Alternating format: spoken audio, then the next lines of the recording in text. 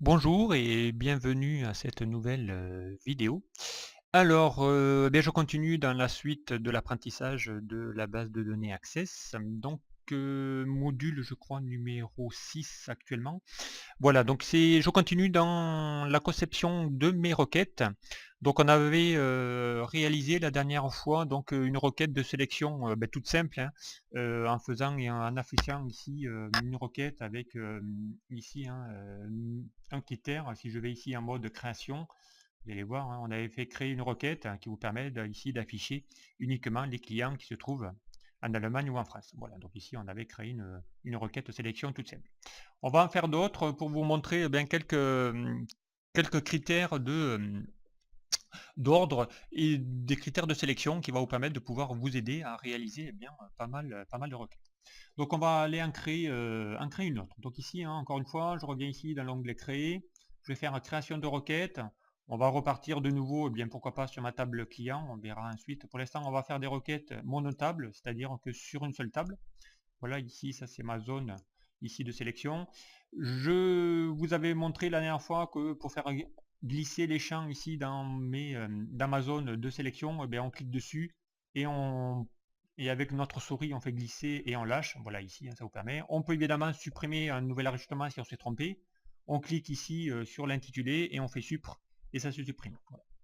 Si je souhaite donc ici avoir tous les champs de toute ma table, encore une fois ici, hein, le plus simple c'est de faire un double clic ici sur l'intitulé de ma table. Automatiquement va se mettre ici en surbrillance tous mes champs et ensuite je n'ai qu'à me mettre sur cette surbrillance, faire un clic gauche de ma souris, glisser ma souris et ici dans votre zone ici de sélection, vous lâchez votre souris et automatiquement va s'insérer tous les champs en une seule fois. Voilà. Donc c'est quand même beaucoup plus pratique que de les faire individuellement.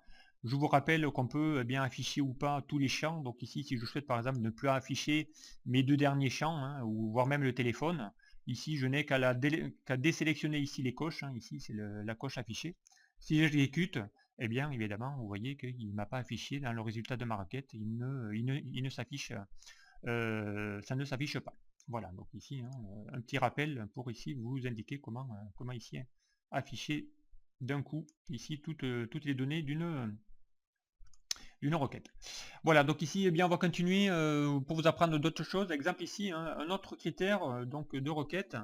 Ici, par exemple, si je veux afficher tous mes clients, alors on va essayer ici de trouver, on va exécuter, voilà ici, on va prendre ici les sociétés et je vais afficher tous les clients qui vont se trouver, par exemple, entre la lettre, par exemple, A et la lettre F. Donc ici, hein, je vais récupérer donc une instruction qui s'appelle entre. Entre quoi? Eh bien, ma lettre A et ma lettre, pourquoi pas F, voilà. Donc je mets entre guillemets, entre double cote, ici mon critère de sélection qui est ma lettre A et ma lettre F. Donc là, quand je crie entre A et F, je vais ici lui demander d'afficher tous mes clients qui commencent par la lettre A jusqu'à la lettre F. Donc ici, hein, si je fais maintenant exécuter, voilà, il m'a affiché tous mes clients, voilà, en commençant par A et voilà, il s'est arrêté à la lettre E. Bon, ce qui veut dire qu'il ne m'a pas mis de F parce qu'il n'y en a pas. Donc si je fais ici exemplement la lettre G, A, B, C, D, E, F, G, voilà par exemple, et que j'exécute, voilà, donc ici il m'a du coup mis voilà, le F. Voilà, donc ici il vous a mis voilà ici une autre instruction qui vous permet ici euh, de pouvoir afficher et récupérer des données à l'intérieur d'une borne. Voilà, donc ça marche pour des lettres, mais ça marchera également pour des valeurs. Donc cette fonction entre et peut être vraiment intéressante. Ensuite, donc autre instruction qu'on pourrait afficher, on peut faire la même chose en utilisant les opérateurs arithmétiques. Par exemple, je veux ici tous les clients supérieurs à la lettre, par exemple, N. Donc ici, évidemment, je vais mettre entre guillemets mon critère de sélection. Ici, que je fais exécuter, vous voyez ici, il m'a bien affiché tous mes clients à partir de mes clients à partir de la lettre d'alphabet M, et ensuite il vous affiche tout ce qui tout ce qui est derrière. Donc vous voyez que l'opérateur peut également servir à faire donc ici voilà ici la présentation voilà donc ici de mes données par ordre alphabétique. Donc ici hein, vous pouvez utiliser le supérieur, le inférieur, hein, je vous rappelle, le supérieur, le inférieur, le supérieur ou égal, donc on va mettre supérieur suivi de égal, si on veut prendre en compte une même valeur. On peut faire inférieur et égal, si on veut évidemment ici tout ce qui est inférieur à, par exemple ici, eh bien, la lettre F, par exemple, on va refaire comme tout à l'heure. Si je veux tout ce qui est inférieur à la lettre F, je fais exécuter, et eh bien là il va me mettre ici A, B et E. Donc, on revient ici toutes les informations. Ensuite, donc, eh bien, on a également le dernier opérateur qui est le différent. Donc, par exemple, si je veux différent de la lettre, par exemple, F, voilà, j'exécute. Ici, il va m'afficher, donc ici, eh bien, tous mes clients. Donc, voilà. Donc, ici, ça va vous permettre de pouvoir ici bien utiliser des critères de sélection. Voilà, donc ici, instruction entre et pourquoi pas les opérateurs. Ensuite, donc on a ici une autre instruction qui peut être aussi intéressante, qui est par exemple ici, si j'affiche tout, voilà ici, on va essayer d'afficher, tiens regardez ici, on va afficher par exemple, je veux afficher ici, je vais faire un critère où mes villes, ici j'ai un client où je n'ai pas de ville, donc ici le champ est vide. Je voudrais ici faire apparaître, donc ici, eh bien, on va se positionner sous le nom du champ, évidemment, ici, hein, mon critère va se faire sous le champ ville, et je vais lui dire d'afficher eh bien, tout ce qui est champ vide. Donc ici, évidemment, on pourrait lui mettre dans ce cas-là, l'instruction est, et quoi, est nul. Alors, est nul, attention, avec deux L. Donc ici, est nul, et si j'exécute, donc ici, bien, il va m'afficher eh bien mon client, où bien le champ vide est vide. Voilà, donc ici, hein, c'est comme si je mettais est vide, c'est la même chose. Voilà, donc ici l'instruction hein, vous permet de faire d'afficher des requêtes avec des champs nuls. Alors évidemment, si je veux maintenant tous les champs mais qui ne sont pas vides, dans ce cas-là, eh bien on mettra est pas nul. Voilà, est pas nul, et dans ce cas-là, eh bien il va exécuter ma requête, et là il affiche toutes les données, dont et il va me retirer également le champ de mon client où ben, le champ était vide, donc il va me donner tout le reste. Voilà, donc ici, hein, est nul ou est pas nul, ça peut être également une instruction qui peut être intéressante à utiliser. Voilà, donc ici, hein, ça vous permet de pouvoir ici afficher pas mal de données. Voilà ici quelques instructions. Encore une autre qui peut être intéressante. Alors ici, par exemple, on va essayer de faire, par exemple, sur les villes. Je voudrais, par exemple, ici, récupérer mes clients, mais qui ne se trouvent pas à Paris. Donc ici, c'est-à-dire que je vais afficher tous mes clients, sauf ceux qui habitent à Paris.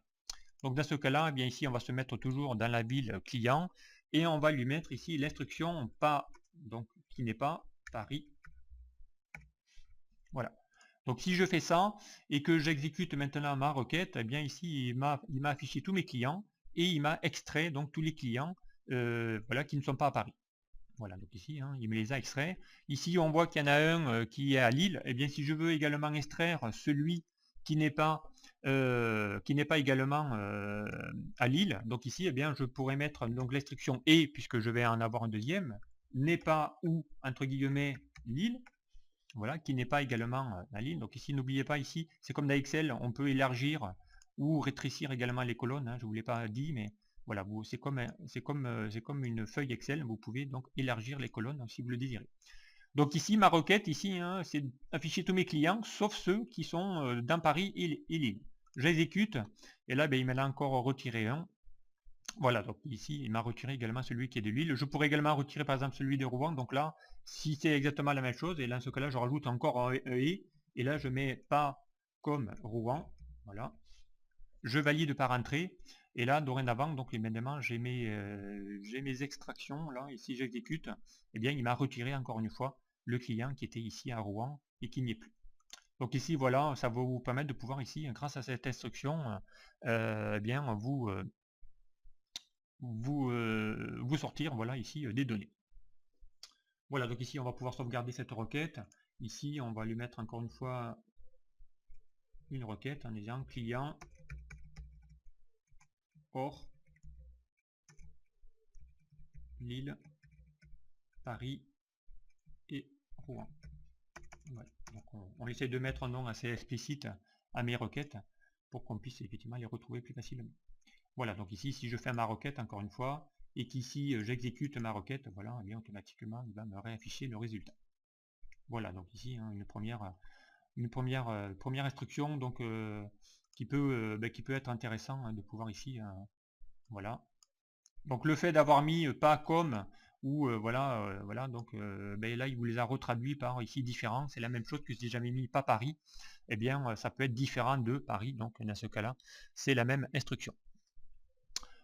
Autre requête qui peut être intéressant à créer, donc ici on va refaire encore une nouvelle requête, donc on va créer une nouvelle requête, on va ici faire un client, pourquoi pas, voilà.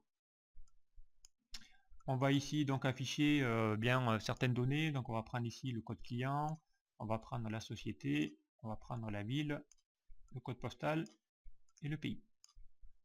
Voilà. Je voudrais maintenant ici par exemple prendre tous mes clients par exemple qui commencent par la lettre M. Donc ici on va se mettre ici dans alors on va prendre le contact puisque ici on va mettre les contacts. Alors on va afficher déjà pour voir ce que voilà. Ici voilà les contacts. Et je voudrais par exemple afficher tous les clients qui commencent par exemple par la lettre F. Donc ici je peux faire également cette même info ici en utilisant l'instruction qui s'appelle comme quoi, comme ma lettre M suivi ici de l'étoile. Je vous rappelle que l'étoile vous permet ici de mettre ce qu'on appelle des critères incluant un joker. Donc l'étoile vous permet de remplacer un groupe de caractères. Donc ici si je veux que les clients qui commencent par la lettre M, voilà, donc ici on va pouvoir ici faire comme toujours entre guillemets ma lettre M. Si j'exécute ici ma requête, donc ici j'ai bien ici tous mes contacts qui commencent ici par la lettre M, donc ça s'est bien affiché, donc tous les clients commençant par M sont affichés. Voilà. Si je veux tous mes clients qui concernent ici qui commencent par la lettre par exemple L, en espérant qu'il y en ait, j'exécute, voilà, il y en a un, il s'appelle Liu. Voilà. Donc ici, ça vous permet de pouvoir ici utiliser l'astérix qui va remplacer les caractères qui se trouvent derrière. Donc je peux ici mettre plusieurs lettres devant et utiliser donc l'instruction comme qui vous permet ici de remplacer ici les données. Voilà ici pour cette première ces premiers champs de critères, voilà, qui peut être vraiment intéressant à créer. Donc voilà, ici on va refaire la lettre M. Voilà, ici on a bien ici que les lettres M. Voilà, donc ici on va essayer de sauvegarder aussi cette troisième requête. Donc on va l'appeler requête client, voilà, avec voilà, client lettre M. Voilà, comme ça on va la sauvegarder et on l'utilise. Voilà, donc ici on a créé trois requêtes. Je vous ai montré quelques petites instructions assez simples, donc je vous en montrerai d'autres évidemment par la suite. Donc dorénavant, voilà, maintenant on a fait pour l'instant une requête monotable. Maintenant ce qu'on va réaliser, ce sera des requêtes multitables. Donc l'intérêt c'est de faire des requêtes qui va aller récupérer des infos sur plusieurs tables. Donc on va essayer de fermer celle-ci et on va donc créer une nouvelle requête. Donc ici on va faire création de requête. Ici donc vous voyez que maintenant que j'ai des requêtes, si je fais ici requête, ça affiche les requêtes qu'on a créées. Donc là ici je veux afficher les deux, et bien là j'ai mes tables et ici, ainsi que mes requêtes. Donc l'intérêt de mettre ici des lettres qui va différencier vos tables de vos requêtes ou de vos rapports, bien ça va vous permettre de pouvoir les identifier assez facilement. Donc ici on va aller faire des requêtes multitables, c'est-à-dire en faire une requête sur plusieurs tables. Donc on va essayer de sélectionner plusieurs tables. Donc ici on va prendre par exemple la table catégorie. Voilà, je vais appuyer sur CTRL pour aller sélectionner une autre table, par exemple la table produit.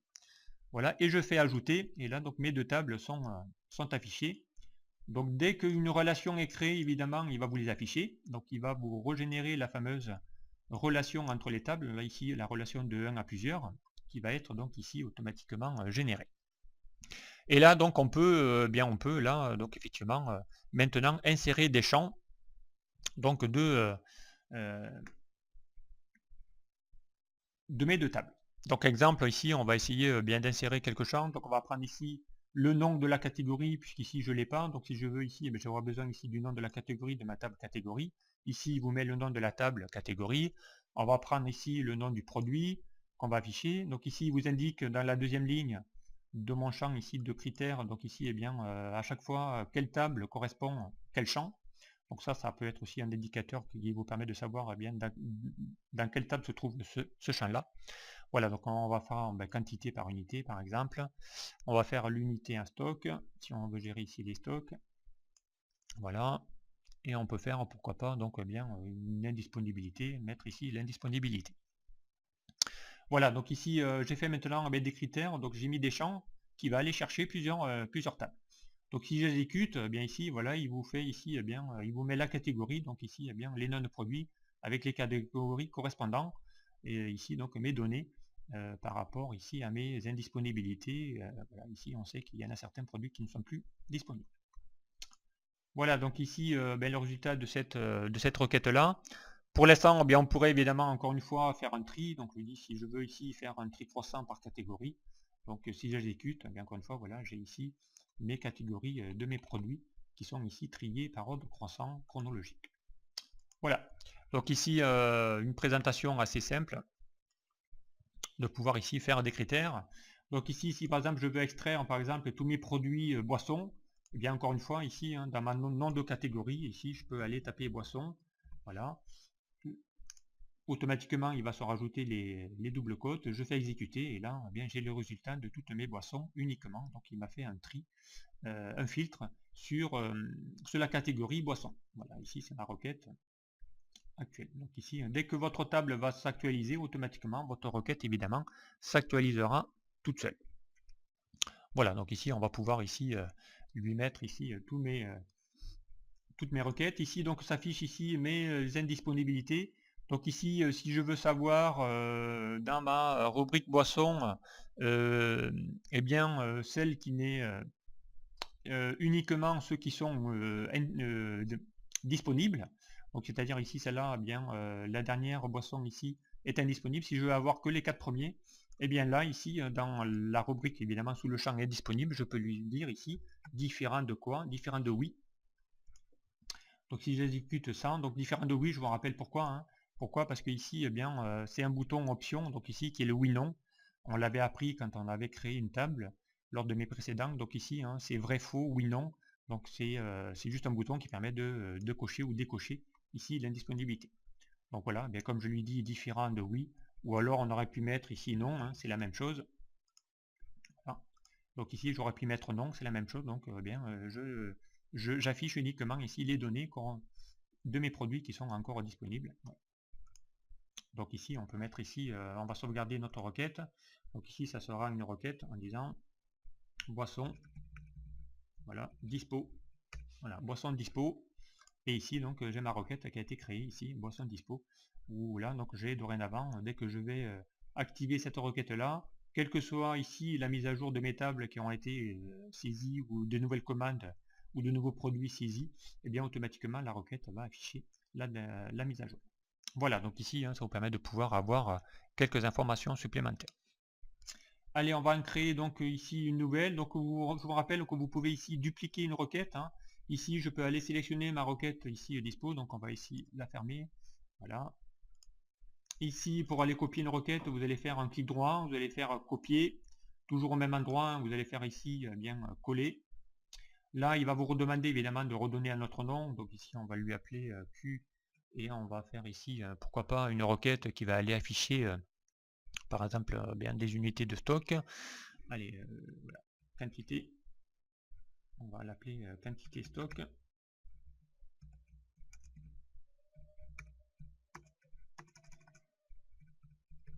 Voilà, quantité stock. Voilà, donc ici, hein, quantité stock, ici je peux me mettre en mode création, donc clic droit en mode création, voilà. Comme ça on a ici déjà l'architecture qui est déjà faite, on n'a pas à recréer à chaque fois les tables. Si vous avez plusieurs requêtes à faire qui se ressemblent beaucoup, eh bien autant faire un copier-coller de votre requête. Comme des tables d'ailleurs, vous pouvez copier ou déplacer des tables. Voilà, ici, qu'est-ce que je voudrais afficher? Je voudrais ici, par exemple, bien faire afficher toutes mes unités de stock. Par exemple, je voulais savoir où est-ce que ça en est côté unité de stock. Je voulais faire afficher tous mes produits qui ont une quantité supérieure à 20. Donc ici, eh bien, là aussi, hein, donc on va se mettre bien ici sur l'unité de stock. Et si on veut donc toutes les quantités supérieures ou égales à 20, eh bien, on va mettre uniquement supérieur ou égal à 20. Voilà. Dès que je fais ça et que je vais exécuter, eh bien automatiquement, voilà, vu que j'ai mis égal à 20, donc il me prend également les unités de stock étant à 20, donc ici il m'affiche tout ce qui est donc supérieur ou égal à 20. Voilà, donc ici on pourrait faire donc avec toujours les outils de comparaison, hein, supérieur, inférieur, différent, et ainsi de suite. Et si je veux uniquement ici les produits qui sont encore en stock, donc ici hein, on peut mettre non, et là j'affiche, donc là je n'ai que des produits qui sont disponibles. Voilà. Et si je veux les indisponibles, eh bien dans ce cas-là je mets oui. Alors est-ce qu'il y en a? Voilà, ici il y en a 2. Donc ici j'ai mes produits indisponibles, voilà, dont les quantités sont supérieures ou égales à 1. Donc voilà, ici ça vous permet de pouvoir un petit peu voir comment faire ici un aparté donc par rapport à une gestion de stock. Voilà ici donc quelques petits outils de comparaison, hein, voilà, pour pouvoir mettre ici des informations donc qui peut être intéressant. Voilà, donc ici ce qu'on peut faire pour afficher ce genre de données.